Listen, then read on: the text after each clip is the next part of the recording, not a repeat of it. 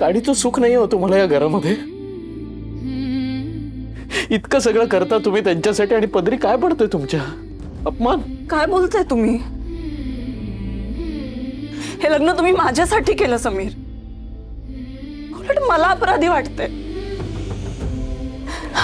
तुम्ही माझ्याशी लग्न केलं म्हणून या अडचणीत आहात तुम्ही. घरातले सगळे नाराज आहेत तुमच्यावर. हे जे काय ऐकावं लागतं ना, हे सगळं माझ्यामुळे. तुमच्या घरातली शांतता भंग झाली, तुमच्या घरातली नाती माझ्यामुळे दुरावली आहेत. बघा, तुम्ही स्वतःला दोष लावून घेऊ नका. इतकं सगळं करताय ना तुम्ही, एवढा त्रास सहन करून, पण त्यांना काही आहे का त्याचं? हो, पण याचा त्रासच होतोय ना तुम्हाला. आणि तुम्हाला झालेला त्रास बघून मला त्रास होतोय.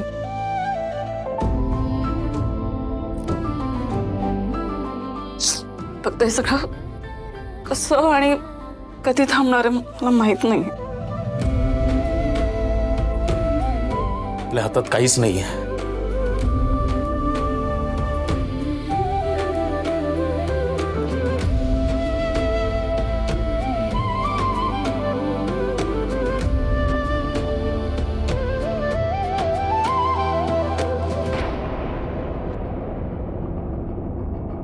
म्हटलं तर आपल्या हातात आहे.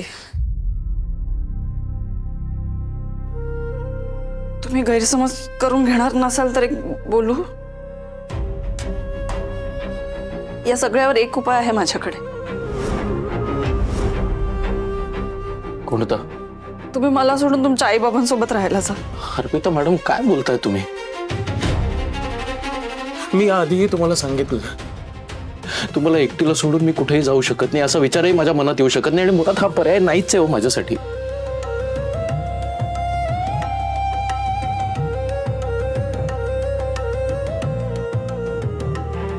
तुला सुखाचा संसार करायचा आहे ना, तेव्हा तू समीरचा हात धर आणि या घरातल्या तुझ्या हक्काच्या 4 गोष्टी घेऊन तू सरळ वेगळी हो. मग दुसरा पर्याय हा आहे की आपण दोघांनी त्यांच्यापासून वेगळं राहूया.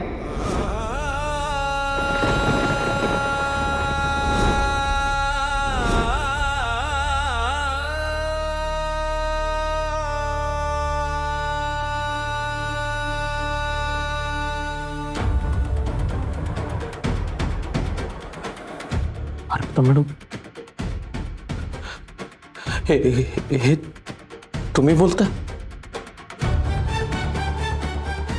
हो, मी बोलते. आणि हे बोलताना मला खूप त्रास होते, पण दुसरा कुठला पर्यायच दिसत नाही हो मला. एकत्र राहून डोक्याला डोकी आपटून घेण्यापेक्षा आपण वेगळे राहून गोड वागूया ना सगळ्यांशी. नाती दूर होण्यापेक्षा आपण दूर होऊन नात्यातली जवळीक जपूया. आणि आपण घर सोडून गेलो म्हणून काही घरच्यांना सोडून जाणं होत नाही ना. सणावाराला सुखदुःखात आपण भेटत राहू एकमेकांना. कधी ते आपल्या घरी, कधी आपण त्यांच्या घरी आपण जात राहू ना.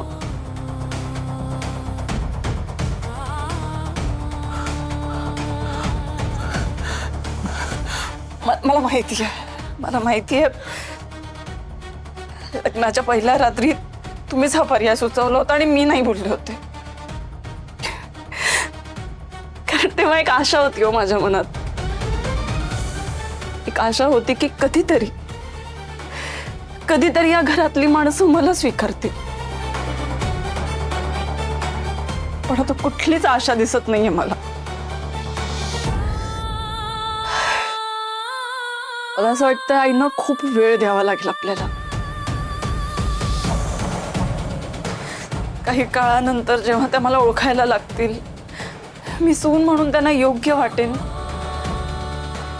तेव्हा कदाचित त्या मला आपलं म्हणतील. आणि मग तेव्हा आपण एकत्र राहायला येऊया ना.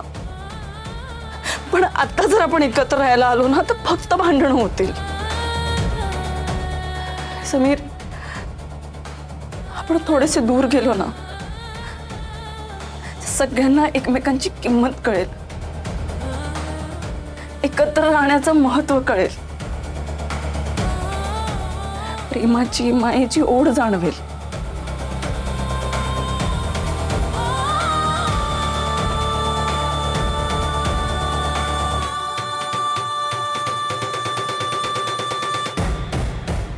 समीर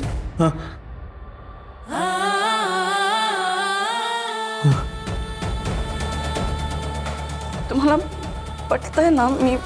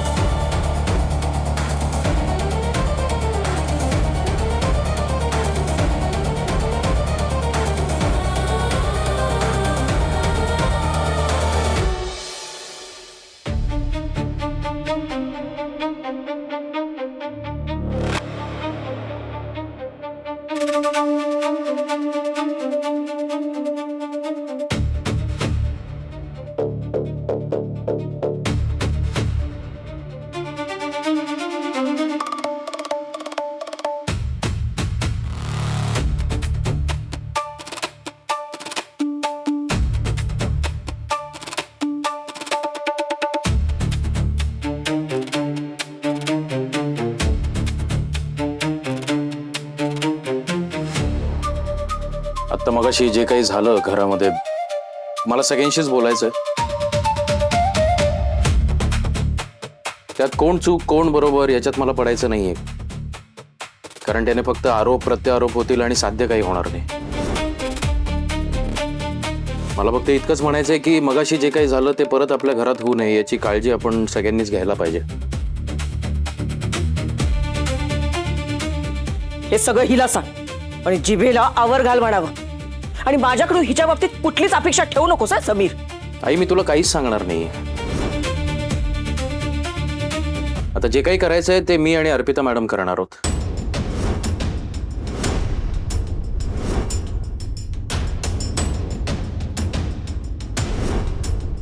या सततच्या भांडणामुळे मी एका फायनल डिसिजनवर येऊन पोहोचलेलो आहे. मी आणि अर्पिता मॅडम आत्ता या क्षणापासून हे घर सोडून इथून जाणार आहोत.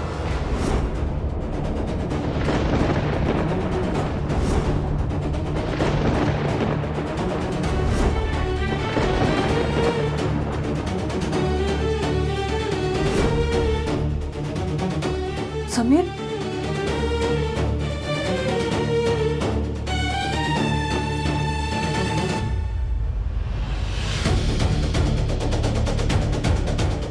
झालं झालं ना तुझं समाधान.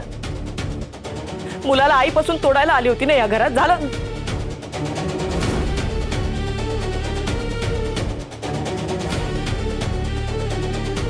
तोड तोड माझ्या माझ्या काळजाचे लचके तोड तू. आणि तू बुगू बुगू बुगू बुगू बायको जे म्हणते ते ऐकतोस तू. अरे हाताच्या फोडासारखा तुला जपला, लहानपणापासून लहानाचं मोठं केलं. आणि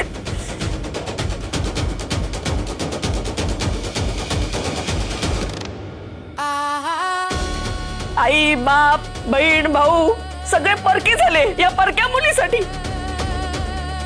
तू या घरात वाढलास, आमच्या बरोबर राहिलास. आता हे घर ही सगळी नाती कवडी मूल ठरली ना हिच्या पुढे. आई तू या सगळ्याचा चुकीचा अर्थ का काढतेस?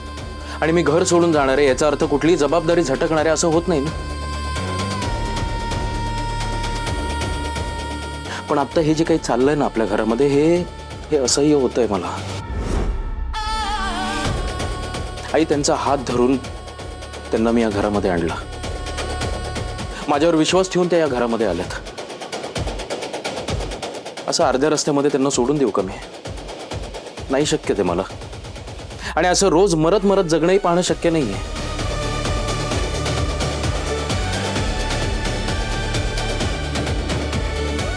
आता तुम्ही मला सांगा,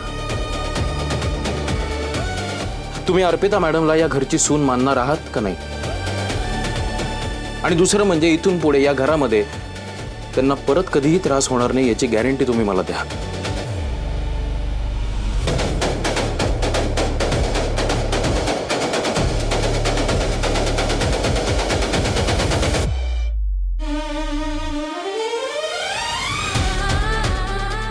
बघितलं का दिदे?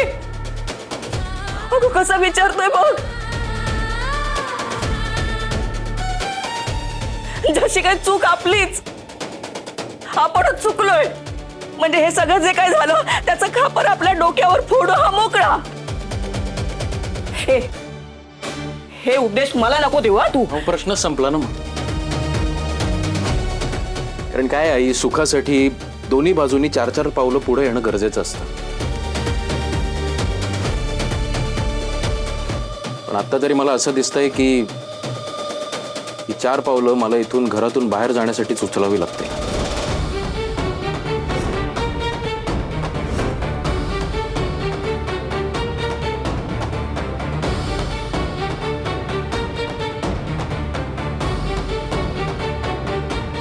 झाला शेवटी बायकोचं शेपूट झाला.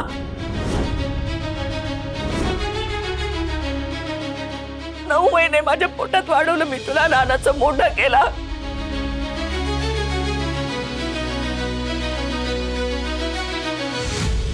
या वयात आई बाबाचा आधार व्हायचं ते सोडून बायकोच्या मागे मागे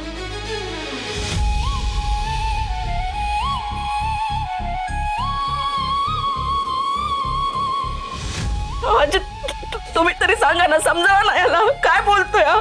हक्क मी काय बोलू ग? मी 4 दिवसाची पाहुणी आहे.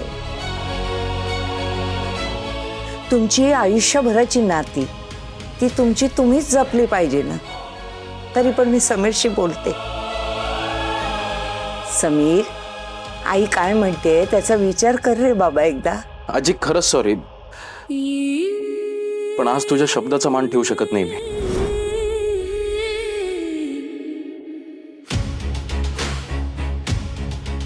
तू हे बरोबर करत नाहीयेस.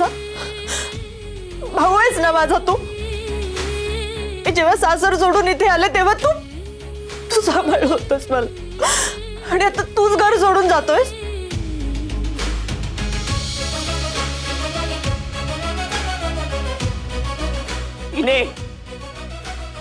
इने तुझं सोन्यासारखं ठरलेलं लग्न मोडलं आणि आता हे घर सुद्धा मोडलं. तिने आपल्या समीरला आपल्यापासून तोडलं जाईने. मी निर्णय घेतलेला आहे, याच्यावर मला कुठलीही चर्चा नको. आणि मी पुन्हा एकदा सांगतो, मी घर सोडतोय म्हणजे मी कुठलीही जबाबदारी टाकतोय असं होत नाही. फक्त आत्ता मला हे घर सोडावं लागेल.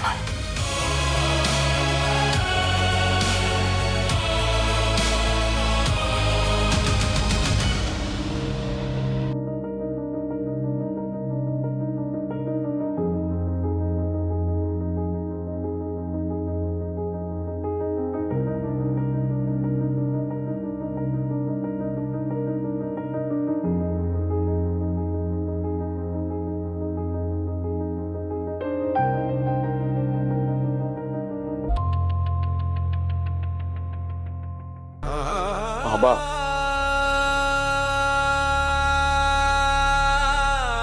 मला माहिती आहे आम्ही हे घर सोडल्यावर सगळ्यात जास्त त्रास तुम्हाला होणार आहे. अहो पण कदाचित तुम्ही खंबीर व्हाल याने. हे बघा, मला थांबवायचा प्रयत्न करू नका तुम्ही. मला माहिती आहे ना तुमच्या सुनेवर होणारे अत्याचार तुम्हाला सहन होत नाहीत.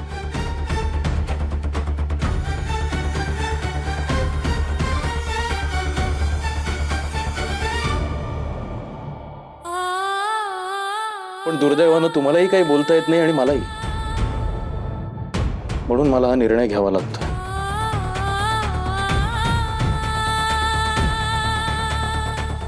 माफ करा मला.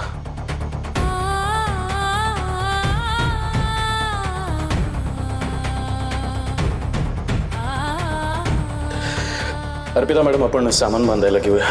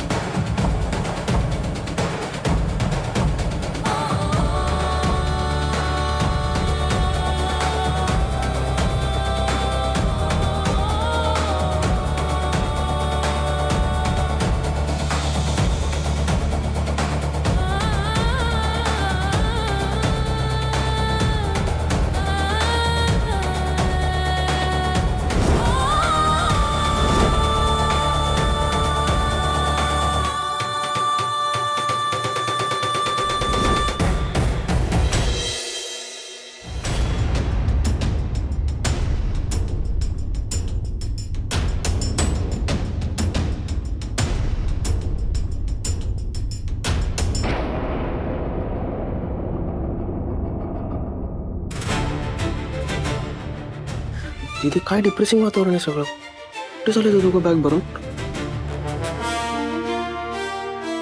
घर सोडून चाललेत दोघे. आपल्यापासून वेगळे होते. का?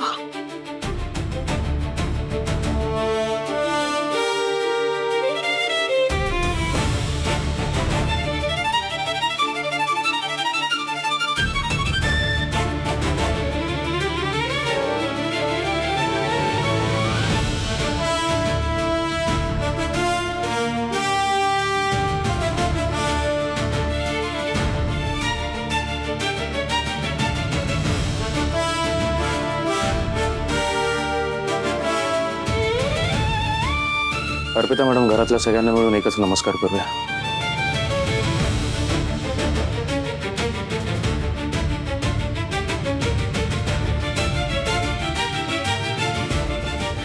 समीर, समीर काय करतोयस तू? चला. अरे नको ना जाऊ. अरे ऐक. सलील, अरे सांग ना तुझ्या दादाला. चला.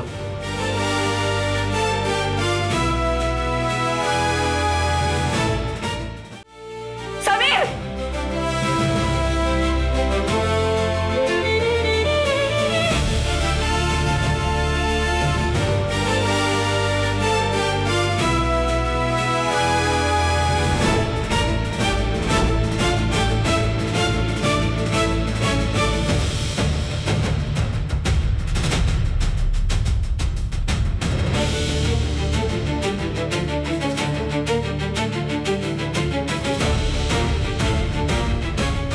अर्पिता, ज्या क्षणी तू तो उंबरठा ओलांडशील त्या क्षणी तू माझी तिसरी परीक्षा हारशील.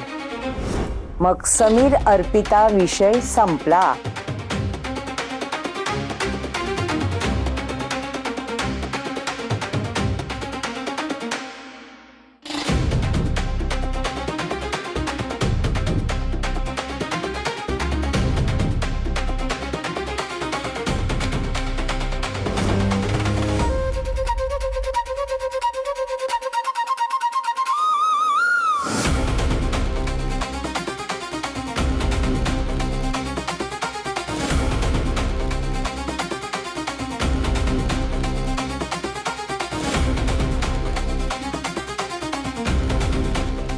समीर थांबा.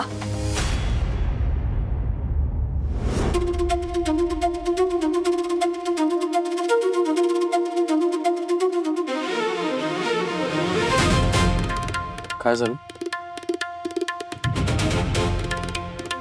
एक राहिलंय.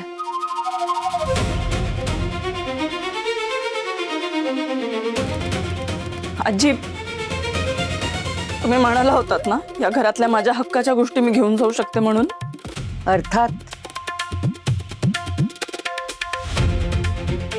आई, दागिने नाही ना? मग मला माझी हक्काची सासू, हक्काचे सासरे, हक्काचा दीर, हक्काची नणंद आणि हक्काचा भाचा हे सगळे हवेत.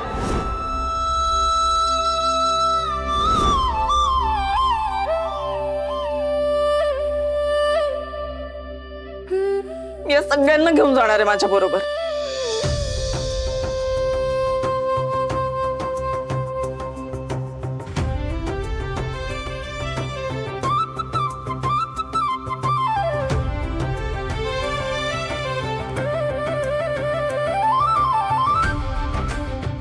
बाबा,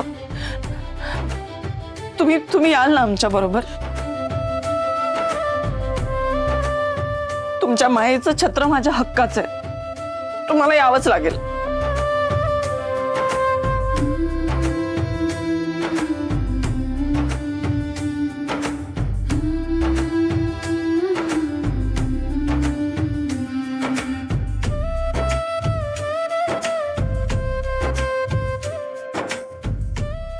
सलील, मला माहिती आहे तुमच्या मनात माझ्याबद्दल खूप राग आहे, पण मला खात्री आहे जेव्हा तुम्हाला कळेल ना ते जे काही झालं होतं तो एक खूप मोठा गैरसमज होता, तेव्हा तुमच्या मनातला राग निवळेल आणि लहान भाऊ रागवला म्हणून दादा वहिनीच्या मनातलं जिव्हाळा कमी होत नाही ना. उलट रुसक्या भावावर जास्त जीव असतो त्यांचा. प्लीज तुम्ही चला ना आमच्या सोबत.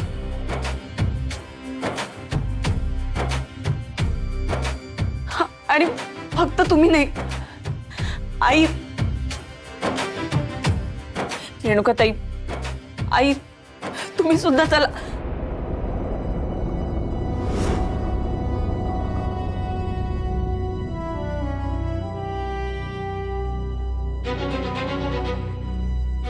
समीर, हा काय खेळ चालवला हिने?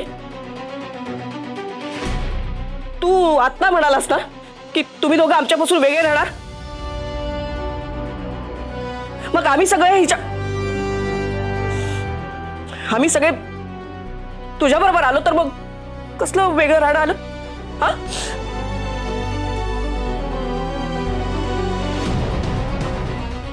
म्हणजे हे सगळं नाटक करते नाही? बघितलं आजी? हा हा हा सगळा ना खोटेपणा आहे, चांगुलपणाचा. ही ना मोठेपणाचा फक्त माव आणते. हा, सगळा खोटेपणा आहे, सगळं नाटकं करते ही.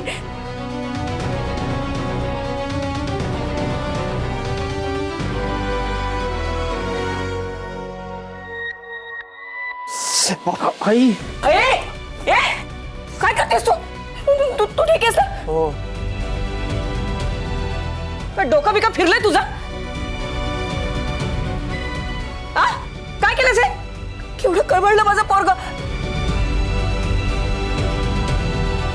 आणि तुझा राग आमच्यावर आहे ना, मग त्याला कशाला चिमटा काढतेस तू?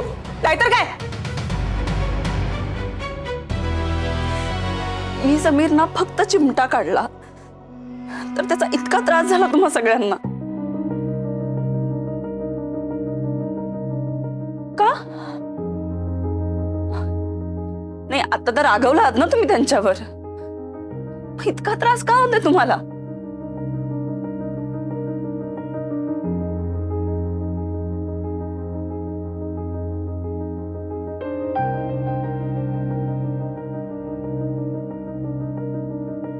इतकं प्रेम आहे तुमचं समीरवर, मग त्यांचं जाणं कसं सहन करताय तुम्ही? म्हणून म्हटलं की आमच्या बरोबर चला. तुम्ही कोणीच एकमेकांशिवाय राहू शकत नाही, अगदी माझ्याशिवाय सुद्धा.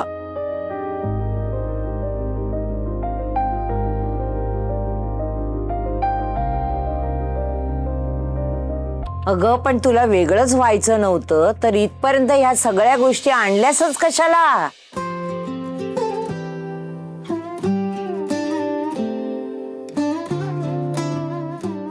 आजी, मी खोटं नाही बोलणार. एका क्षणासाठी वाटलं होतं की होऊया वेगळे.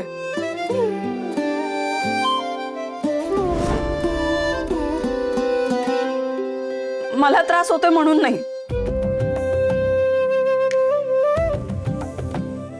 पण समीरना जो त्रास होत होता ना तो भगवत नव्हता मला. ते कात्रीत सापडतात ना प्रत्येक वेळी.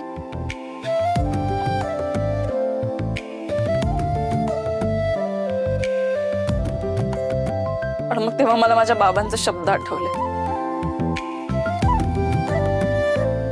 माझे बाबा मला सांगायचे की एखाद्या पुस्तकाच्या एखाद्या पानावरचा मजकूर नाही आवडला म्हणून अख्खं पुस्तक फाडून फेकून द्यायचं नसतं, अलगद पान उलटून पुढे जायचं असतं. नात्यांचं पण तसंच असतं ना. ज्या क्षणाला आम्ही सांगितलं ना की आम्ही घर सोडून जातोय, तेव्हापासून मी या घरातल्या प्रत्येकाकडे बघतेय. त्यांचं समीरवरचं प्रेम बघते, त्यांना होणारा त्रास बघते आणि तो त्रास नाही बघवते हो मला.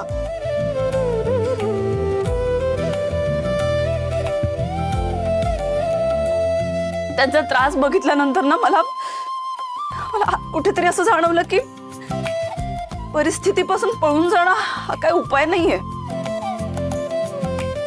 मला माझ्या प्रयत्नांवरचा विश्वास, यांच्यातल्या चांगुलपणावरचा विश्वास टिकवून ठेवावा लागेल.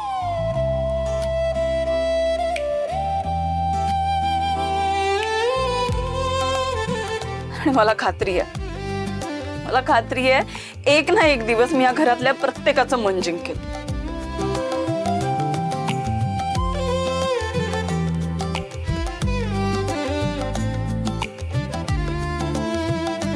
समित, मला नेहमी म्हणायचंय, आपलं लग्न जरी अचानक झालेलं असलं ना तरी त्यानंतरचं प्रत्येक पाऊल आपण विश्वासाने आणि प्रेमाने टाकलंय. या घरात आले तेव्हा हे घर, या घरातली सगळी माणसं माझी आहेत ह्याच भावनेने आले होते.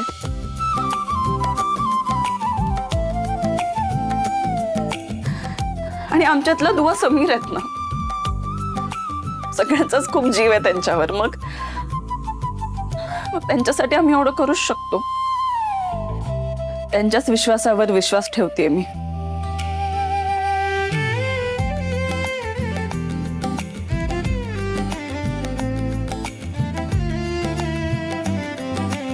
आणि आजी, या घराचं चित्र जर सुंदर व्हावं असं वाटत असेल ना तर सुनेनेच रंग बनायला हवं. चित्राचे 2 तुकडे करणारी कात्री बनून नाही चालणार.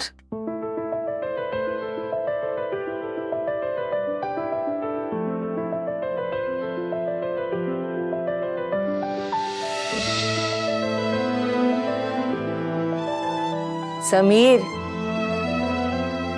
तुझा अर्पितावरचा विश्वास खरा ठरला.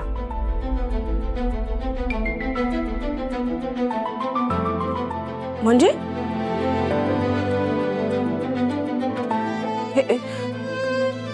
काय बोलताय तुम्ही समीर? काय बोलताय?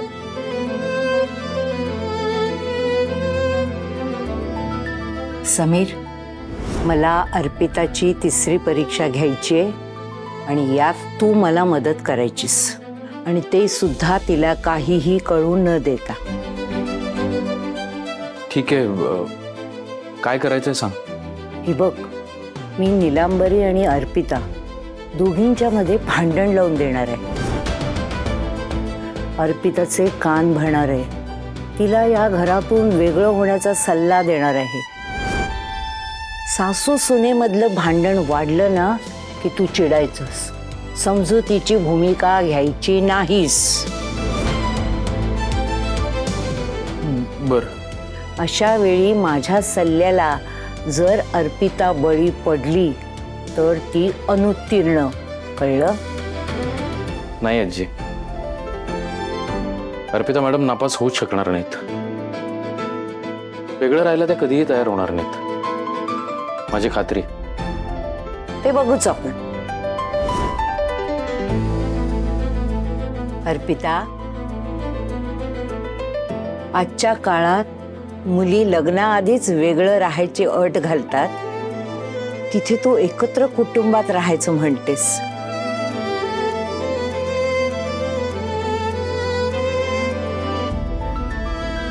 तेही सुद्धा हे कुटुंब जे तुला आपलं मानतच नाही.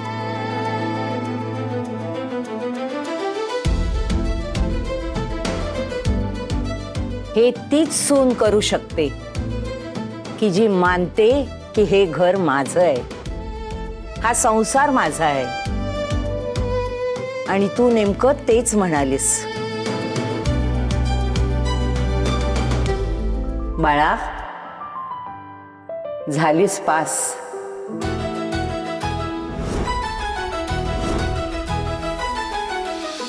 विश्वासाच्या या 3ऱ्या परीक्षेत तू पास झालीस, पास.